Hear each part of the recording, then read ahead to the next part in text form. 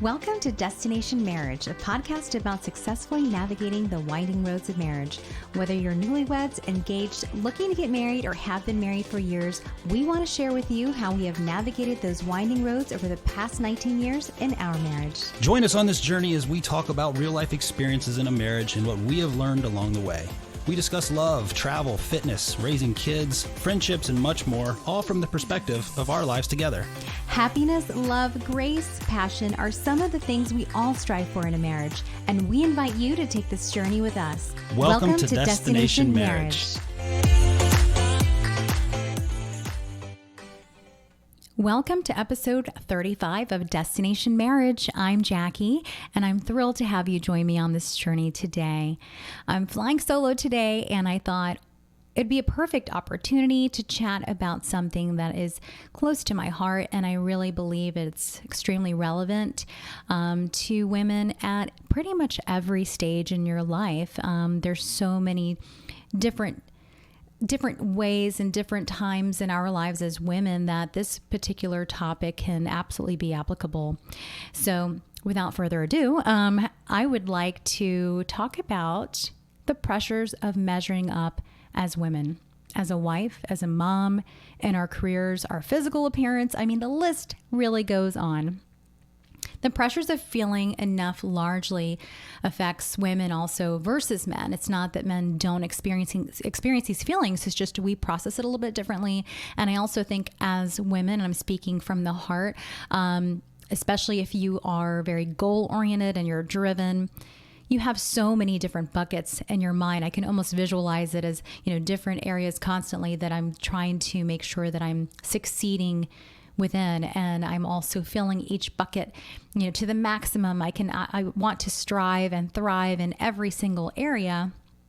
And there can be a lot of pressure around that if you feel like, I'm not really being the best mom I can possibly be, or I'm not really doing a great job at work because I'm so overwhelmed in these other areas. And especially right now with a lot of the, social media visuals of, everyone else thriving and constantly and doing all of these things or all the things. And you feel like, gosh, I'm falling short in so many areas. How will I ever get to that place of feeling as though I am adequate? So I have certain things that I had personally thought of for myself, things that I already implement into my life that I thought might be helpful to you if you are experiencing these things as well. First and foremost, practicing gratitude. And I know that this is something that you probably see all the time and it sounds a little played out, but the reality is if we really do take a step back and, maybe start our day with just practicing gratitude and thinking of little things that bring us joy. You can start small. It does help to kind of put your mind in that place where you are focused on a lot of the positive instead of immediately starting your day feeling as though you are lacking in an area or you're missing the mark. Recognizing just the beauty in those little things. And this could be something that you maybe want to journal if you're someone who likes to journal. I used to really love sitting down with my journal, and I actually have some of them still where I would just write just a quick thought or certain goals or certain things that I wanted to make sure that I was mindful of. It can help. I don't really do it now, but I think that if that's a tool that could potentially help put you in that positive frame of mind in the beginning of your day, practicing gratitude and even doing that in your prayer life, I think is a really great way to just kind of switch gears, make sure that you're not going to that place of immediately feeling like I'm already starting my day in the negative. The next thing is take inventory. And when I say take inventory, I really mean take inventory of those around you. So, if you have individuals that are in your circle, in your life, in your daily life that are emotional vampires, people that are taking away from your energy, not really feeding your life in a positive way, and it just feels exhausting each and every time you engage with them, take inventory who really should be part of your daily life and also worthy of your time. And I know we can't do this all the time. Obviously you may be working in an office where individuals are potentially emotional vampires and you're not able to necessarily remove them from your daily life. But outside of that, when you're not in the office and you're at home and just in your daily life, you do have control of those that you're allowing around you, around your home, around your marriage, around your children. So take inventory of that. Also, where you place your energy. This is really important. Where you're placing your energy from sun up till sundown can also take away from how you feel at the end of the day and whether or not you were really able to succeed in those areas that are important to you. So if you are placing your energy into something that's really not feeding you and it really has no purpose, for example, if you are spending an hour watching TikTok videos, it's probably not, unless you're watching DIYs, but you're watching them just to kind of avoid taking care of the things that you really know that you need to take care of, or it's taking you away from focusing on your goals and your dreams. It's important that we take note of that. And that's why there are a lot of times where I may make sure that I'm not on social media because I know that it can be, it steals my time. It can also be a distraction. If I really need to be focused on work, focused on the podcast, creating content, or focused on spending time with my family, my husband and my kids, my home. So I would say take inventory of those things, those around you, where you're placing your energy, and also what's influencing your thought patterns. And that could be social media, and it can also be societal pressures. And we really need to, when you are feeling a certain way, if you're feeling as though, gosh, I'm not measuring up in this area, take a step back and think of why. Why are you feeling that way? Is it a societal pressure? Is it someone else that's feeding this information? Is it a comparison that you're doing? You're putting that pressure on yourself because you're looking at, something else that maybe isn't even real, but you're comparing your life or your goals or the things that you want out of, whether it's your marriage or for your children or for your business or your career. And you may not be there yet, but you're doing a comparison, which I think that is definitely something that's relevant now. And a lot of people do this, whether they want to admit it. The reality is everyone's done it probably at some point in their life. So if that's something that you're doing, recognize, or if you don't recognize where it's coming from, take a step back and ask yourself, what's influencing these thought patterns? Number 3, show yourself grace. And I think this sounds easier than it really is. I tend to have a difficult time showing myself grace because I like things a certain way. It doesn't necessarily mean I'm rigid. It just means, or you're rigid. It means that you obviously have a vision of what you want. A lot of people who tend to lean towards perfectionism, whether we all know that there's no one is perfect and nothing can possibly be perfect. But if you're always striving to be the best that you possibly can be, when there are errors or you feel like you fall short, it can be difficult to show yourself grace. So, I have to tell myself, and I would encourage you to tell yourself as well, just because you haven't reached a life goal doesn't mean you failed. It means you have work to do. Just because you haven't reached a life goal doesn't mean you failed. It means you have work to do. And wow, if you think about that, obviously no one's going to say, well, I don't want to do the work. I'm not lazy. And I know that I'm not. But just by telling yourself that, you are showing yourself grace, because you can't expect to be where you really want to be or reach your goal overnight. That's not realistic. It's not realistic, and it's not a fair pressure to put on yourself. And then when a lot of times, these things can spill over into your marriage or into your relationship with your spouse. If you feel like you haven't reached that goal, or you haven't reached that goal together, it could be goals that you have in your relationship with your spouse, but you have to be willing to put in the work and give yourself time. Also, this is a fun one, and I'm huge on this. This actually comes pretty easy to me, but sometimes when you feel discouraged, then you also feel like, well, what's the point? But I would encourage everyone, allow yourself to dream. And I think as moms and as wives, once you get into that stage of we have so many things going on with work, virtual school, focusing on spending time together as a family, keeping up with the home, really providing support to everyone in your life.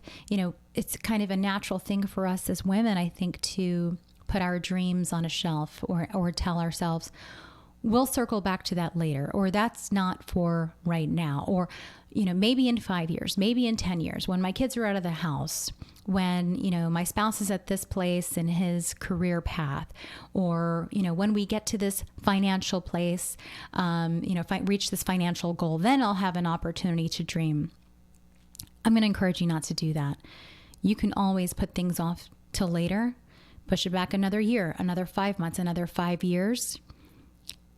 That's not going to help. And trust me, it's not going to help your mindset, your mental state. It's healthy. It's encouraging for you, whether or not you do this with your spouse together, or you sit down and you just allow yourself time to dream. How many times do we stifle our own dreams because we feel like we don't measure up in some areas?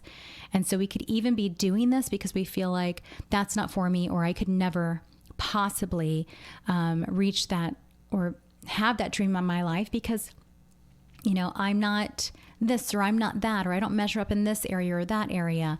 And you could be killing your own dreams, your own opportunities that could be right there for you.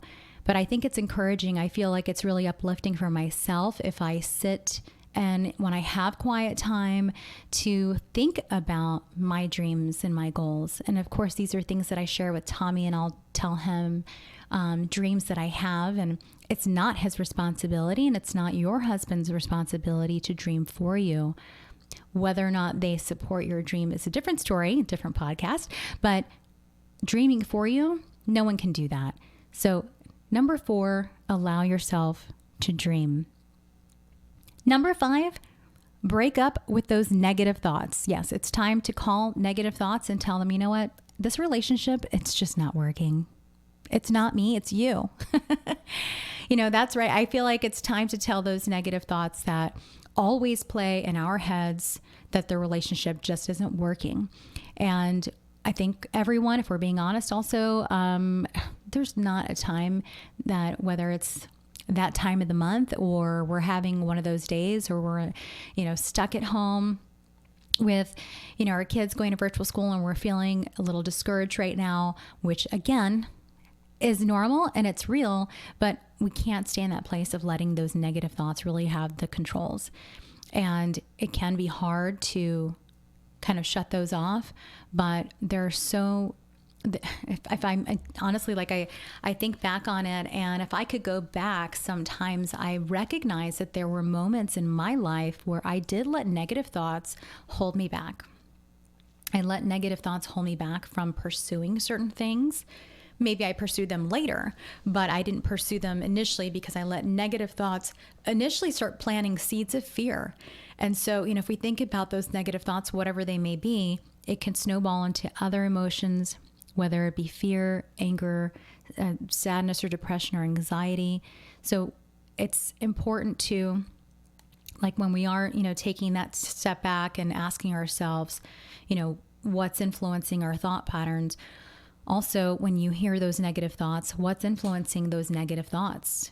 And so if those negative thoughts are taking you to a place of fear where you feel as though I don't measure up, or I can't potentially reach this goal, or I can't go after those dreams because I'm not, I don't measure up in this area or that area, whether it be financial status, or you feel like my looks don't measure up, or, my marriage isn't where I want it to be, or, I haven't had kids yet. Am I ever going to get to this point? Or I have, 3 kids at home. There's no way I could potentially go after this dream.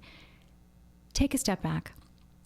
Take a step back. Shut those negative thoughts off. Even if you have to write those thoughts down, tear the piece of paper up, or throw it out, flush it down the toilet, get it out, get it over with, and restart.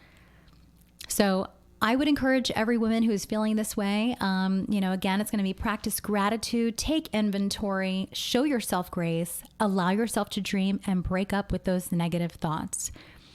I think this month was probably a really great time. I know we this month is Women Appreciation Month. And, of course, I myself, as a mom, as a married woman, as a career woman, I've experienced all of these things, negative thoughts or feeling inadequate in certain areas or certain times.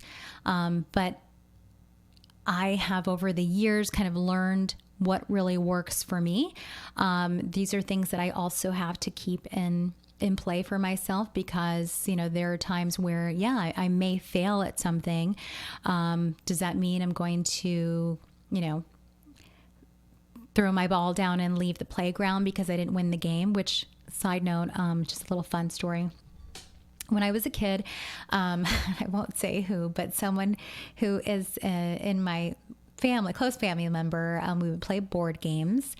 And if anyone was winning besides that person, they would throw, and we were children, throw the board game up in the air, just throw it in the air and just walk away from the game because they weren't winning.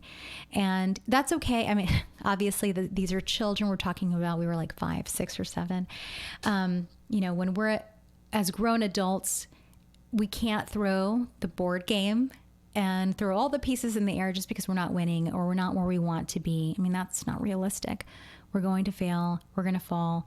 Brush your knees off, get up, and start again. And so that's something that I really want to continue to put into practice for myself. I have a lot of goals and a lot of dreams, and, I don't plan on stopping at any point in time as far as pursuing my goals and my dreams. And I'm really grateful that Tommy is very supportive of that. And we always have these conversations, which I think are fun conversations, but it's also not his responsibility to put those steps into place that I need to make sure I'm doing for my own mental health on a daily basis to also stay on point. And I want to encourage a lot of other women who are experiencing things, because I feel like we do process that differently. And a lot of women are probably feeling the very same way. So just having a little heart to heart, I hope this is something that was encouraging and uplifting, and something that you can also implement on a daily basis or a weekly basis. Thank you for joining me on my solo episode, and have a great day. Thanks, guys. Bye. We hope you enjoyed this episode, and if so, please continue to listen and subscribe on Podbean, Apple Podcast, iHeartRadio, Spotify, or wherever you get your podcasts from. We would greatly appreciate positive reviews, and we will answer any questions at feedback@destinationmarriagepodcast.com. For up-to-date content and news about the podcast, you can follow us on Instagram at destination_marriage and visit our website at destinationmarriagepodcast.com. Be sure to tune in next week.